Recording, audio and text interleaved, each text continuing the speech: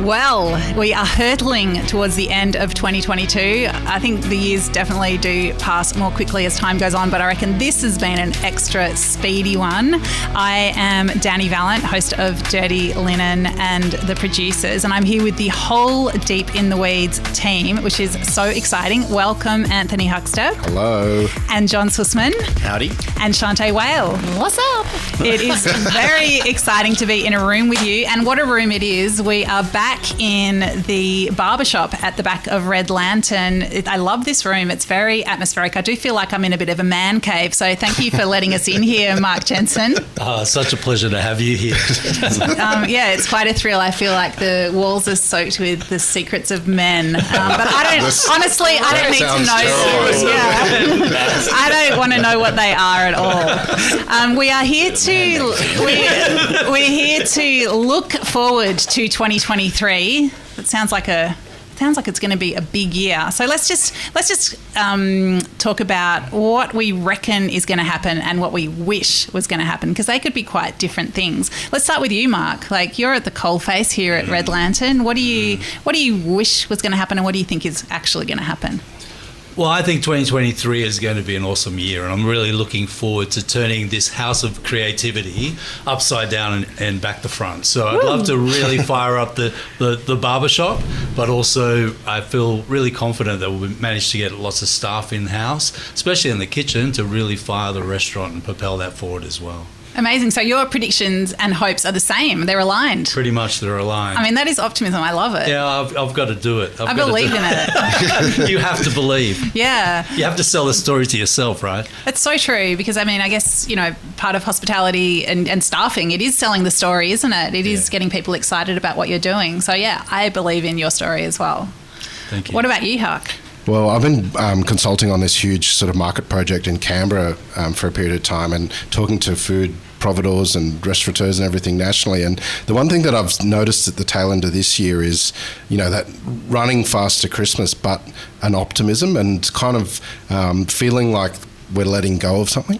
And I feel like next year, there'll probably be a few hurdles, but I feel like next year will sort it out a little bit, that there's kind of this optimism. I mean, Mark just oozed it then, like that'll bring that positive energy into it, and I think there'll be more opportunities, and I think next year is going to be really good, for getting hospitality back on track, but for all of us. I think all of us are kind of letting go, and, in taking inspiration from Mark, that's sort of what I would like to see happen. Like, I've been hurtling fast towards, very, very busy towards Christmas this year with too many projects, but just remembering to breathe. Like, what I really want to do next year is find space so that when I do things, I put everything into them, and I think I'll have a better result. And I think generally people are sort of feeling that way, and hopefully people remember to breathe and catch their breath and then put everything into whatever they are doing, and there'll be better outcomes across the board. Yeah, and then to be able to take stock and celebrate those achievements along the way as well. Absolutely. When you're not just like ticking something off the list and rushing to the next. Exactly, yeah. Yeah. Hard to manage, but I think if you can try and make it happen, I think it's vital. Well, I hope that your hope is on track and we realise was a successful prediction or something like that. John Sussman, host of the incredible Fishtails podcast, what do you reckon? What do I reckon about 23? What do I hope for? I hope to see maybe the slowing down. Like, at the moment, everything seems to be over-revving. The whole caviar on chicken wing thing and all that sort of stuff, I think is sort of reflective of the over-revving nature of things. I think we're going to see things soften. There's no question about it. Interest rates, a lot of the stripy shirt and cufflink boys from the city just won't have the money to drink large format bottles of Burgundy on a Tuesday night. That's going to be a reality. So I think that with that will come some stability back into the market. And my prediction is there's going to be a renaissance of appreciation for how special wild Australian fish is, and we're going to see more chefs become more comfortable with using more different species across their menus. Yeah. Bring that on. Yeah, and diners are going to be adventurous, and they will welcome that as well. Yeah, with great wait staff tableside telling them and informing them. Exactly. Yeah. Please. A wonderful ecosystem. Shanteh Whale, host of the incredible Over a Glass podcast. What do you reckon? I'm hoping and wishing for more sleep. I highly doubt that's going to happen. Not going to happen. You've had a child. Sorry, it's over. I'll see you in 20 years. So I keep hearing. But I hope that, we are a little bit more thoughtful about and grateful for what we have in Australia, like you said. And so maybe, perhaps visiting your grocery store where you've got one-stop shop. Maybe we're thinking a little bit more about how we support our local communities and keep them afloat.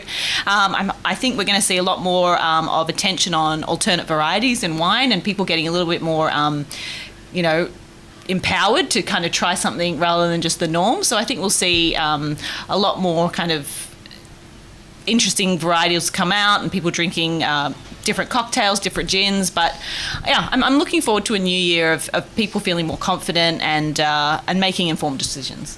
Yeah, I love that. Dani, no one has their finger on the pulse more than you in this country in regards to food. I'm very much looking forward to this prediction and expectation. So much pressure, and I'm sure that's not true, but I do love exploring the food industry and find it endlessly interesting. What do I reckon? I don't know. I think something that really struck me in 2022 was how the food world is quite siloed. So I think there are, producers quite separate from consumers. People, like I was on a panel recently talking nutritionists, and they were speaking of themselves as the food world, and I was like, I thought we were the food world. I thought hospitality was the food world, and then there's food journalism. So what I would like to see is more connections between all those different silos that deal with getting food onto plates and nourishing a community. So I would like to see sort of a more thoughtful more thought going into how we can connect those worlds. And just, I suppose what I also predict is people, I think we've had a consciousness raising around supply chains and around, that we don't always have things on the shelves 24/7. So I think there will continue to be a sort of an appreciation of what that might mean, whether it's using a different ingredient, perhaps being less abstract in meal planning in the home, where it's more like going to markets and being driven by what you can actually find there rather than heading off with a shopping list that's, etched in stone. So, I think if that sensibility could be then expanded to the restaurant world, where people are more adventurous with menus and they don't just need the pork belly and the kingfish and the whatever it is, then I think that would be really excellent. So overall, I think it is going to be a great year. I think 2022 has been just like a super speedy, crazy race. I'm not sure where we think we've been heading, but apparently to 2023. Lastly, I reckon it would be great just to talk about the podcasts that we all do and about the Deep in the Weeds network. Anthony, what are you sort of hoping and seeing for in podcast land? Well, first of all, it's been staggering, what we've managed to build with all of you guys, and the efforts that you guys do is extraordinary. Like, we've just tapped into something that I think didn't exist, and, you guys have just been incredible, in the various podcasts. And I think that you'll see a few things from us next year. I'm a bit hesitant to give anything away, but there's a couple of things in the pipeline. And Rob's been busy working away in the background, and we've got the wheels turning on a couple of things that aren't just in your ears, so to speak. Wow. Well, very intriguing for all of our listeners, no doubt. What do we say? Not watch this space, but listen to this space, and all will be revealed. But I wish each of you a wonderful 2023. It's been amazing to connect with you in all the different ways that we have. Thank you for gathering in person today to sing in the new year. Amazing. Have a great new year, everyone. Hip hip. Yeah. Great.